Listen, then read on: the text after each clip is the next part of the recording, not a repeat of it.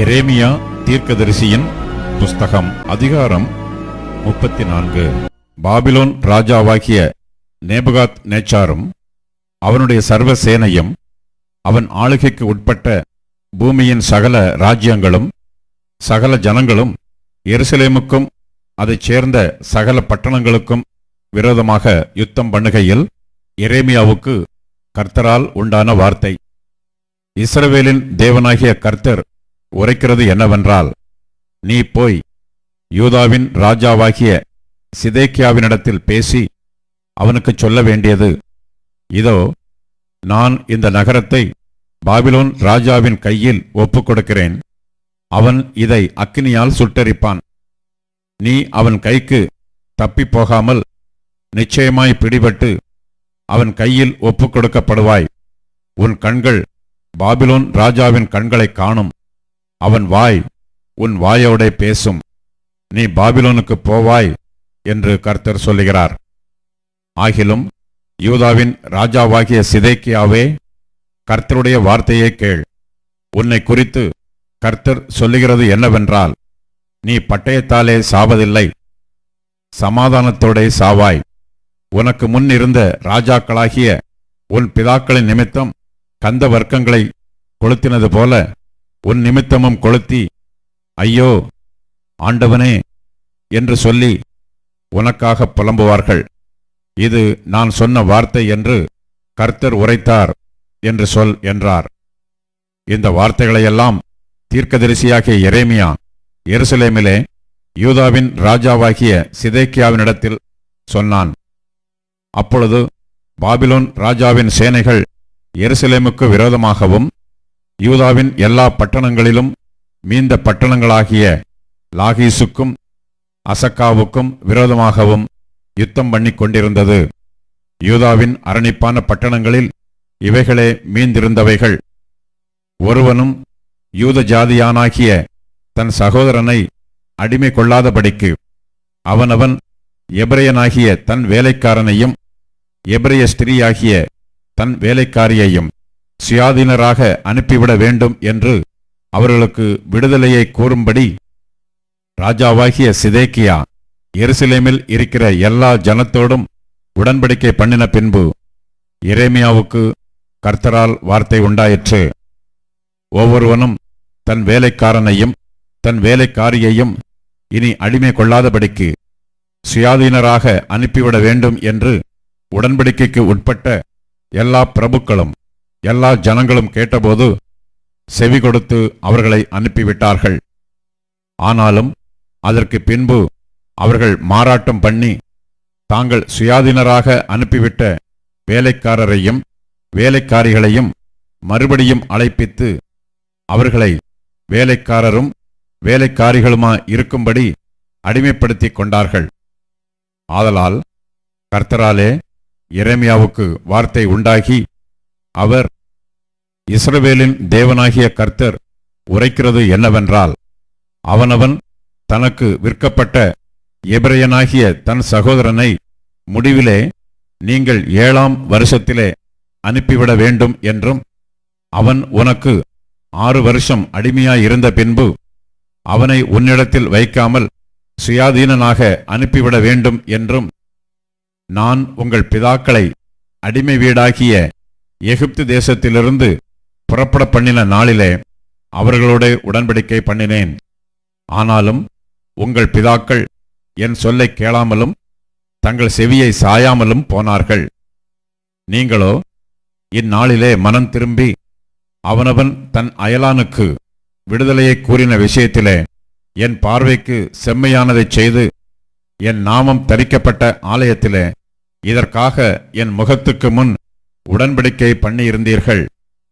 ஆனாலும் நீங்கள் மாறாட்டம் பண்ணி என் நாமத்தை பரிசுத்த குலைச்சலாக்கி நீங்கள் அவனவன் விடுதலையாகவும் சுயாதீனராகவும் அனுப்பிவிட்ட தன் வேலைக்காரனையும் தன் வேலைக்காரியையும் திரும்ப அழைத்து வந்து அவர்களை உங்களுக்கு வேலைக்காரரும் வேலைக்காரிகளுமாயிருக்கும்படி அடிமைப்படுத்தினீர்கள். ஆகையால் கர்த்தர் சொல்லுகிறது என்னவென்றால், நீங்கள் அவனவன் தன் சகோதரனுக்கும் அவனவன் தன் அயலானுக்கும் விடுதலையை கூறின விஷயத்தில் என் சொல்லை கேளாமல் போனீர்களே, இதோ நான் உங்களை பட்டயத்துக்கும் கொள்ளை நோய்க்கும் பஞ்சத்துக்கும் ஒப்புக்கொடுக்கிற விடுதலையை உங்களுக்கு கூறுகிறேன். பூமியின் ராஜ்யங்களில் எல்லாம் அலைகிறதற்கும் உங்களை ஒப்புக்கொடுப்பேன் என்று கர்த்தர் சொல்லுகிறார். என் முகத்துக்கு முன் பண்ணின உடன்படிக்கையின் வார்த்தைகளை நிறைவேற்றாமல் என் உடன்படிக்கையை மீறின மனுஷரை நான் துண்டங்களின் நடுவாக கடந்து போகும்படி அவர்களை இரண்டாக துண்டித்த கன்றுக்குட்டியைப் போல் ஆக்குவேன். கன்றுக்குட்டியின் துண்டுகளின் நடுவே கடந்து போன யூதாவின் பிரபுக்களையும் எருசலேமின் பிரபுக்களையும் பிரதானிகளையும் ஆசாரியர்களையும் தேசத்தின் சகல ஜனங்களையும் அப்படி செய்து நான் அவர்களை அவர்கள் சத்துருக்களின் கையிலும் அவர்கள் பிராணனை வாங்க தேடுகிறவர்களின் கையிலும் ஒப்புக்கொடுப்பேன். அவர்களுடைய பிரேதம் ஆகாயத்தின் பறவைகளுக்கும் பூமியின் மிருகங்களுக்கும் இரையாகும். யூதாவின் ராஜாவாகிய சிதேக்கியாவையும் அவனுடைய பிரபுக்களையும் அவர்கள் சத்துருக்களின் கையிலும் அவர்கள் பிராணனை வாங்க தேடுகிறவர்களின் கையிலும் உங்களை விட்டு பேர்ந்து போன பாபிலோன் ராஜாவினுடைய சேனைகளின் கையிலும் ஒப்புக்கொடுப்பேன். இதோ நான் கட்டளை கொடுத்து அவர்களை இந்த நகரத்துக்கு திரும்ப பண்ணுவேன். அவர்கள் அதற்கு விரோதமாக யுத்தம் பண்ணி அதை பிடித்து அதை அக்கினியால் சுட்டெரிப்பார்கள். யூதாவின் பட்டணங்களையும் ஒருவரும் அவைகளில் குடியிராதபடி பாழாய்ப்போக பண்ணுவேன் என்று கர்த்தர் உரைக்கிறார் என்று சொல் என்றார். ராஜாக்களின் 2ஆம் புஸ்தகம் அதிகாரம் 25 வசனங்கள் 1 முதல் 21 வரை. அவன் ராஜ்யபாரம் பண்ணும் 9ஆம் வருஷம் 10ஆம் மாதம் 10ஆம் தேதியிலே பாபிலோன் ராஜாவாகிய நேபுகாத் நேச்சாரும் அவனுடைய எல்லா இராணுவமும் எருசலேமுக்கு விரோதமாய் வந்து அதற்கு எதிரே பாளையமிறங்கி சுற்றிலும் அதற்கு எதிராக கொத்தளங்களை கட்டினார்கள். அப்படியே சிதேக்கியா ராஜாவின் 11ஆம் வருஷம் மட்டும் நகரம் முற்றுகை போடப்பட்டிருந்தது. 4ஆம் மாதம் 9ஆம் தேதியிலே பஞ்சம் நகரத்திலே அதிகரித்து தேசத்தின் ஜனத்திற்கு ஆகாரம் இல்லாமற் போயிற்று. நகரத்தின் மதிலில் திறப்பு கண்டது. அப்பொழுது கல்தையர் நகரத்தை சூழ்ந்திருக்கையில் யுத்த மனுஷர் எல்லாரும் ராத்திரி காலத்தில் ராஜாவுடைய தோட்டத்தின் வழியாய் 2 மதில்களுக்கு நடுவான வாசலால் தப்பி அவர்களும் ராஜாவுமாய் சமனான பூமியை நோக்கி ஓடிப்போனார்கள். கல்தையரின் இராணுவத்தார் ராஜாவை பின்தொடர்ந்து எரிகோவின் சமனான பூமியில் அவனை பிடித்தார்கள். அப்பொழுது அவனுடைய இராணுவமெல்லாம் அவனை விட்டு சிதறிப்போயிற்று. அவர்கள் ராஜாவை பிடித்து அவனை ரிப்லாவில் இருக்கிற பாபிலோன் ராஜாவினிடத்திற்கு கொண்டு போய் அவனை நியாயம் தீர்த்து சிதேக்கியாவின் குமாரரை அவன் கண்களுக்கு முன்பாக வெட்டி சிதேக்கியாவின் கண்களை குருடாக்கி அவனுக்கு 2 வெண்கல விலங்குகளை போட்டு அவனை பாபிலோனுக்கு கொண்டு போனார்கள். 5ஆம் மாதம் 7ஆம் தேதியிலே நேபுகாத் நேச்சார் என்னும் பாபிலோன் ராஜாவின் 19ஆம் வருஷத்திலே பாபிலோன் ராஜாவின் ஊழியக்காரனாகிய நெபுசரதான் என்னும் காவல் சேனாபதி எருசலேமுக்கு வந்து கர்த்தருடைய ஆலயத்தையும் ராஜாவின் அரமனையையும் எருசலேமின் சகல கட்டடங்களையும் பெரிய வீடுகள் எல்லாவற்றையும் அக்கினியால் சுட்டெரித்து விட்டான். காவல் சேனாபதியோடு இருந்த கல்தையரின் இராணுவத்தார் எல்லாரும் எருசலேமைச் சுற்றிலும் இருந்த அலங்கங்களை இடித்து போட்டார்கள். நகரத்தில் மீதியான மற்ற ஜனத்தையும் பாபிலோன் ராஜாவின் வசமாக ஓடி வந்து விட்டவர்களையும் மற்ற ஜன கூட்டத்தையும் காவல் சேனாபதியாகிய நெபுசரதான் சிறைகளாக கொண்டு போனான். தேசத்தில் ஏழையான சிலரை திராட்சைத் தோட்டக்காரராகவும் பயிரிடும் குடிகளாகவும் விட்டிருந்தான். கர்த்தருடைய ஆலயத்தில் இருந்த வெண்கல தூண்களையும் அதிலிருந்த ஆதாரங்களையும் கர்த்தருடைய ஆலயத்தில் இருந்த வெண்கல கடல் தொட்டியையும் கல்தேயர் உடைத்து போட்டு அவைகளின் வெண்கலத்தை பாபிலோனுக்கு எடுத்துக்கொண்டு போனார்கள். செப்புச் சட்டிகளையும் சாம்பல் பாத்திரங்களையும் கத்திகளையும் தூப கலசங்களையும் ஆராதனை கடத்த சகல வெண்கல பனிமுட்டுகளையும் எடுத்துக்கொண்டார்கள். சுத்த பொன்னும் சுத்த வெள்ளியுமான தூப கலசங்களையும் கலங்களையும் காவல் சேனாபதி எடுத்துக்கொண்டான். சாலமோன் கர்த்தருடைய ஆலயத்துக்காக பண்ணுவித்த 2 தூண்களும் ஒரு கடல் தொட்டியும் ஆதாரங்களுமாகிய அந்த சகல பணிமுட்டுகளுடைய வெண்கலத்திற்கும் நிறையில்லை. ஒரு தூணின் உயரம் 18 முழமாய் இருந்தது. அதன் மேல் அதற்கு 3 முழ உயரமான வெண்கல தலைப்பும் உண்டாயிருந்தது. குமிழிலே சுற்றிலும் செய்யப்பட்டிருந்த பின்னலும் மாதளம் பழங்களும் எல்லாம் வெண்கலமாயிருந்தது. மற்ற தூணும் அதன் பின்னலும் அதைப் போல இருந்தது. காவல் சேனாபதி பிரதான ஆசாரியனாகிய செராயாவையும் 2ஆம் ஆசாரியனாகிய செப்பனியாவையும் வாசல் காக்கும் 3 காவல்காரரையும் பிடித்தான். நகரத்திலே அவன் யுத்த மனுஷரின் விசாரிப்புக்காரனாகிய பிரதானி ஒருவனையும் ராஜாவின் மந்திரிகளில் நகரத்தில் அகப்பட்ட 5 பேரையும் தேசத்தின் சனத்தை சேவகம் எழுதுகிற தலைவனான இராணுவ சம்பிரதியையும் தேச ஜனத்திலே நகரத்தில் அகப்பட்ட 60 பேரையும் பிடித்தான். அவர்களை காவல் சேனாபதியாகிய நெபுசரதான் பிடித்து ரிப்லாவில் இருக்கிற பாபிலோன் ராஜாவினிடத்துக்கு கொண்டு போனான். அவர்களை பாபிலோன் ராஜா ஆமாத் தேசத்தின் பட்டணமான ரிப்லாவிலே வெட்டி கொன்று போட்டான். இப்படியே யூதா ஜனங்கள் தங்கள் தேசத்திலிருந்து சிறையிருப்புக்கு கொண்டு போகப்பட்டார்கள். நாளாகமத்தின் 2ஆம் புஸ்தகம் அதிகாரம் 36 வசனங்கள் 15 முதல் 21 வரை. அவர்களுடைய பிதாக்களின் தேவனாகிய கர்த்தர் தமது ஜனத்தையும் தமது வாசஸ்தலத்தையும் காப்பதற்கான இரக்கமுள்ளவராய் இருந்தபடியால் அவர்களிடத்திற்கு தம்முடைய ஸ்தானாபதிகளை ஏற்கனவே அனுப்பினார். ஆனாலும் அவர்கள் தேவனுடைய ஸ்தானாபதிகளை பரியாசம் பண்ணி அவருடைய வார்த்தைகளை அசட்டை செய்து அவருடைய தீர்க்கதரிசிகளை நிந்தித்தபடியால் கர்த்தருடைய உக்கிரம் அவருடைய ஜனத்தின் மேல் மூண்டது, சகாயமில்லாமல் போயிற்று.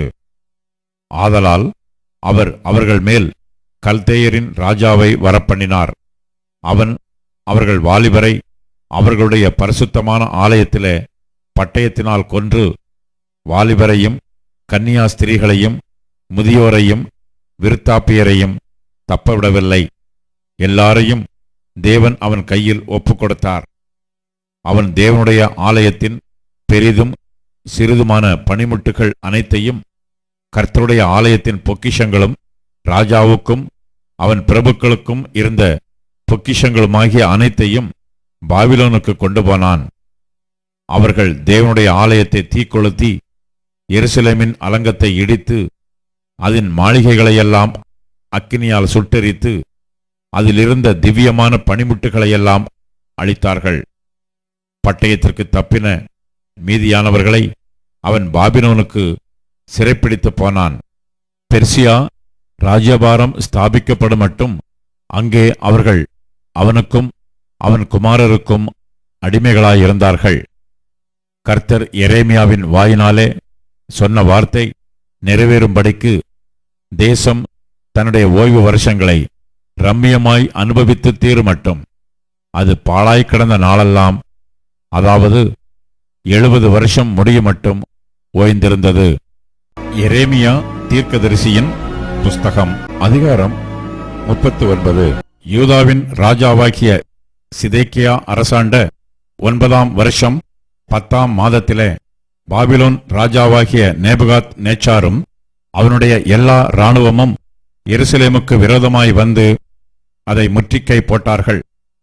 சிதேக்கியா அரசாண்ட 11ஆம் வருஷம் 4ஆம் மாதம் 9ஆம் தேதியிலே நகரத்து மதிலில் திறப்பு கண்டது.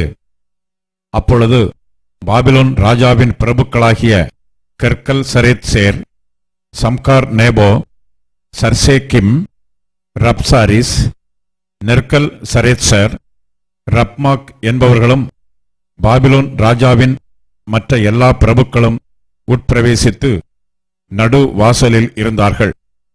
அப்பொழுது யூதாவின் ராஜாவாகிய சிதேக்கியாவும் சகல யுத்த மனுஷரும் அவர்களை கண்டபோது ஓடி ராத்திரி காலத்தில் ராஜாவுடைய தோட்டத்து வழியே 2 மதில்களுக்கு நடுவான வாசலால் நகரத்திலிருந்து புறப்பட்டு போனார்கள்.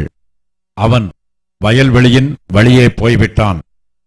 ஆனாலும் கல்தேயருடைய இராணுவம் அவர்களை பின்தொடர்ந்து எரிகோவின் சமபூமியில் சிதேக்கியாவை கெட்டி அவனை பிடித்து அவனை ஆமாத் தேசத்தின் ஊராகிய ரிப்லாவுக்கு பாபிலோன் ராஜாவாகிய நேபுகாத் நேச்சாரிடத்தில் கொண்டு போனார்கள். அங்கே இவன் அவனை குறித்து தீர்ப்பு செய்தான். பின்பு பாபிலோன் ராஜா ரிப்லாவிலே சிதேக்கியாவின் குமாரரை அவன் கண்களுக்கு முன்பாக வெட்டுவித்தான். யூதா பிரபுக்கள் அனைவரையும் பாபிலோன் ராஜா வெட்டி சிதேக்கியாவின் கண்களை கெடுத்து அவனை பாபிலோனுக்கு கொண்டு போக அவனுக்கு 2 வெண்கல விலங்குகளை போட்டான். கல்தேயர் ராஜாவின் அரமனையையும் ஜனத்தின் வீடுகளையும் அக்கினியால் சுட்டெரித்து எருசலேமின் மதில்களை இடித்துப் போட்டார்கள். நகரத்தில் தங்கியிருந்த ஜனங்களையும் தன் பட்சத்தில் ஓடி வந்து விட்டவர்களையும் மீதியான மற்ற ஜனங்களையும் காவற் சேனாதிபதியாகிய நேபுசராதான் பாபிலோனுக்கு சிறைகளாக கொண்டு போனான். காவற் சேனாதிபதியாகிய நேபுசராதான் ஒன்றுமில்லாத ஏழைகளில் சிலரை யூதா தேசத்திலே வைத்து அவர்களுக்கு அந்நாளிலே திராட்சத் தோட்டங்களையும் வயல் நிலங்களையும் கொடுத்தான். ஆனாலும் எரேமியாவை குறித்து பாபிலோன் ராஜாவாகிய நேபுகாத் நேச்சார் காவற் சேனாதிபதியாகிய நேபுசராதானை நோக்கி, நீ அவனை அழைப்பித்து அவனுக்கு ஒரு பொல்லாப்பும் செய்யாமல் அவனை பத்திரமாய் பார்த்து அவன் உன்னோடே சொல்லுகிறபடியெல்லாம் அவனை நடத்து என்று கட்டளை கொடுத்தான். அப்படியே காவற் சேனாதிபதியாகிய நேபுசராதானும் நேபுசஸ்பான், ரப்சாரிஸ், நெர்கல் சரேத்சேர், ரப்மாக் என்பவர்களும் பாபிலோன் ராஜாவின் எல்லா பிரபுக்களும் எரேமியாவை காவற்சாலையின் முற்றத்திலிருந்து வரவழைத்து அவனை வெளியே வீட்டுக்கு அழைத்துக் கொண்டு போகும்படிக்கு அவனை சாப்பானுடைய குமாரனாகிய அகிக்காமின் மகனான கெதலியாவினிடத்தில் ஒப்புவித்தார்கள். அப்படியே அவன் ஜனத்துக்குள்ளே தங்கியிருந்தான். இதுவுமல்லாமல் எரேமியா இன்னும் காவற்சாலையின் முற்றத்திலே அடைக்கப்பட்டிருக்கையில் அவனுக்கு கர்த்தரால் உண்டான வசனம், நீ போய் எத்தியோப்பியனாகிய எபெத் மெலேக்குக்கு சொல்ல வேண்டியது என்னவென்றால், இதோ என்னுடைய வார்த்தைகளை இந்த நகரத்தின் மேல் நன்மையாக அல்ல தீமையாகவே வரப்பண்ணுவேன். அவைகள் அந்நாளிலே உன் கண்களுக்கு முன்பாக நிறைவேறும் என்று இஸ்ரவேலின் தேவனாகிய சேனைகளின் கர்த்தர் சொல்லுகிறார். ஆனால் அந்நாளிலே உன்னை தப்புவிப்பேன் என்று கர்த்தர் சொல்லுகிறார். நீ பயப்படுகிற மனுஷரின் கையிலே ஒப்புக் கொடுக்கப்படுவதில்லை. உன்னை நிச்சயமாக விடுவிப்பேன். நீ பட்டயத்துக்கு இரையாவதில்லை. நீ என்னை நம்பினபடியால் உன் பிராணன் உனக்கு கிடைத்த கொள்ளைப் பொருளைப் போல இருக்கும் என்று கர்த்தர் சொல்லுகிறார் என்றார்.